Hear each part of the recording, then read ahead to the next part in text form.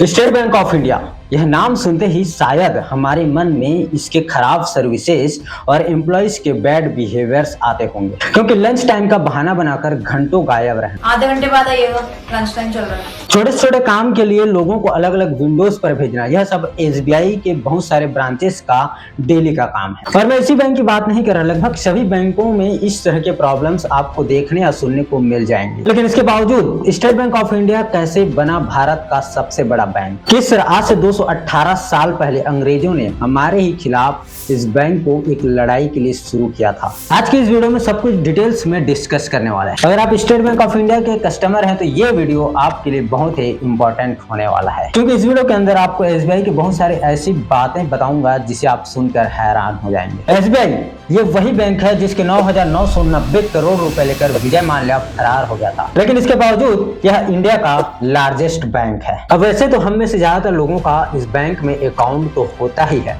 लेकिन क्या आपको पता है इसकी शुरुआत क्यों की गई थी? एक्चुअली इस बैंक को अंग्रेजों ने इसलिए शुरू किया था ताकि वो भारतीयों को गुलाम बनाकर रख सके। एसबीआई की वेबसाइट पर मौजूद जानकारी पर नजर डालें तो भारतीय स्टेट बैंक की शुरुआत 2 जून 1806 को की गई थी और उस समय इसका नाम रखा गया था बैंक ऑफ कलकत्ता। लेकिन स्थापना के 3 साल बाद इस बैंक का नाम एक बार फिर से बदला गया और 2 जनवरी 1809 में इसे बैंक ऑफ बंगाल का नाम दे दिया गया। इसके बाद फिर दौर आया जब ईस्ट इंडिया कंपनी ने 2 प्रेसिडेंसी बैंक की शुरुआत की, जिनमें से पहला बैंक था बैंक ऑफ बॉम्बे और दूसरा बैंक था बैंक ऑफ मद्रास। असल में प्रेसिडेंसी बैंक में वो बैंक्स आते हैं जिन्हें करेंसी नोट्स इशू करने का अधिकार होता है। अब इन बैंकों को देखकर कुछ इंडियंस ने भी खुद का प्राइवेट बैंक बनाने का सोचा, लेकिन किसी को ज्यादा कामयाबी नहीं मिली। बैंक ऑफ बंगाल एकलौता ऐसा बैंक था जिसे अंग्रेजों के दौर में नोट जारी करने का अधिकार मिला। अब इस बैंक को वैसे तो ब्रिटिशर्स को फायदा पहुंचाने के लिए बनाया गया था, लेकिन इसके बहुत सारे इंडियन कस्टमर्स भी थे। तो दोस्तों, अब तक हमने ये जाना कि आज से 218 साल पहले इस बैंक की शुरुआत किस तरह से हुई थी, लेकिन ऑफिशियल तौर पर यह स्टेट बैंक ऑफ इंडिया कैसे बना, चलिए इसके पीछे की स्टोरी को भी समझ लेते हैं। तो दोस्तों, 27 जनवरी 1921 में बैंक ऑफ बंगाल के साथ साथ 2 और बैंक्स, बैंक ऑफ बॉम्बे और बैंक ऑफ मद्रास को मर्ज करके एक नया बैंक बनाया गया, जिसका नाम रखा गया था इंपीरियल बैंक ऑफ इंडिया। फिर आया 1947 जब भारत को अंग्रेजों से आजादी मिल गई और इसके बाद भी इंपीरियल बैंक ऑफ इंडिया पहले की तरह अपनी सर्विस देता रहा। आजाद भारत में 1955 में reserve bank of India RBI ने इंपीरियल बैंक ऑफ इंडिया को पार्लियामेंट्री एक्ट के तहत अपने कंट्रोल में ले लिया और फिर 30 अप्रैल 1955 को इस बैंक का नाम बदलकर स्टेट बैंक ऑफ इंडिया कर दिया गया और फिर 1 जुलाई 1955 को आधिकारिक तौर पर एसबीआई की स्थापना की गई। आगे चलकर एसबीआई ने अलग अलग राज्यों के बहुत सारे बैंकों को अपने साथ एक्वायर कर लिया। आजादी से पहले शुरू हुए इस बैंक का दायरा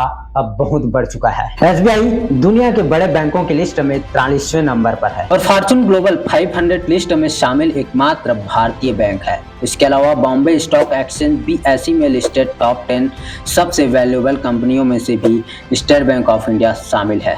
इस तरह से एसबीआई 23% मार्केट शेयर के साथ इंडिया का लार्जेस्ट बैंक है और इतना ही नहीं, इसे one of the year largest employer में भी गिना जाता है, क्योंकि यह बैंक अकेले 2.5 लाख लोगों को रोजगार देता है। एसबीआई एक मोस्ट ट्रस्टेड बैंक है जिसके पास 48 करोड़ से भी ज्यादा कस्टमर्स हैं। इसके सर्विस से परेशान होने के बावजूद भी लोग एसबीआई को ही क्यों चुनते हैं, चलिए इसके पीछे के रीजन को भी समझ लेते हैं। सबसे पहले तो एसबीआई ने अपने कस्टमर्स को सुविधा देने के लिए 22,500 से भी ज्यादा ब्रांचेस खोल रखे हैं। साथ ही 58,000 एटीएम और 72,000 सीएसपी यानी कि कस्टमर सर्विस पॉइंट इस बैंक को गांव-गांव तक पहुंचाता है। इतना ही नहीं, फॉरेन मार्केट्स में भी इनका एक बड़ा प्रेजेंस देखा जा सकता है। इसके अलावा एसबीआई कस्टमर्स देश और विदेश में भी आसानी से ट्रांजेक्शन कर सकते हैं, क्योंकि एसबीआई 36 देशों में अवेलेबल है। इसके अलावा जैसा कि आपको पता ही होगा कि इंडिया में ऐसे लोगों की बड़ी संख्या है जो कि प्राइवेट बैंक्स के एवरेज मंथली बैलेंस को मेंटेन नहीं कर पाते हैं और उनके लिए भी एसबीआई एक बेस्ट ऑप्शन बनकर सामने आता है, क्योंकि जहां प्राइवेट बैंक्स में 10 से 15,000 तक मिनिमम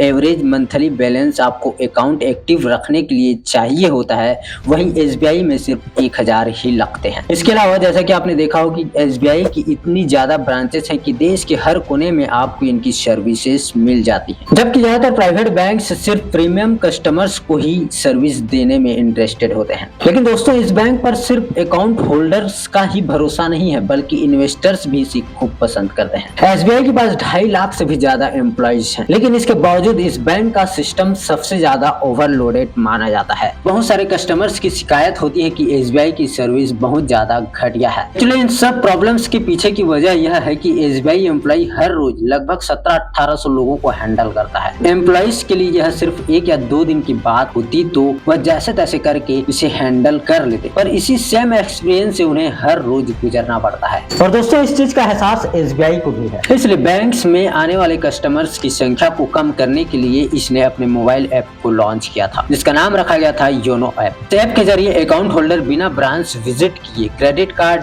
डेबिट कार्ड, पासबुक और चेकबुक के लिए अप्लाई कर सकते हैं। इसके अलावा एसबीआई कस्टमर्स को घर बैठे बैठे ऐप की मदद से home loan, KYC, saving account open करने जैसी कई सारी सुविधाएं भी देता है। दोस्तों ऐसे कई सारे रीजंस हैं जिन्होंने स्टेट बैंक ऑफ इंडिया को देश का सबसे बड़ा और सबसे पॉपुलर बैंक बनाने में अपना कंट्रीब्यूशन दिया है। इस तरह से इंडिया के बैंकिंग सेक्टर में सबसे स्पीड से ग्रो करने वाला bank State Bank of India ही है, जिसके प्रॉफिट का आधा से ज्यादा हिस्सा गवर्नमेंट के पास चला जाता है। और अच्छी बात तो यह है कि वो पैसे वापस देश के डेवलपमेंट में लगाए जाते हैं, जिससे हर किसी को फायदा ही मिलता है। वैसे एसबीआई के साथ आपका कैसा एक्सपीरियंस रहा, हमें कमेंट करके जरूर बताइएगा। और ऐसी बेहतरीन वीडियो के लिए बने रहिए हमारे साथ। मिलता है अगले वीडियो में, तब तक के लिए नमस्कार।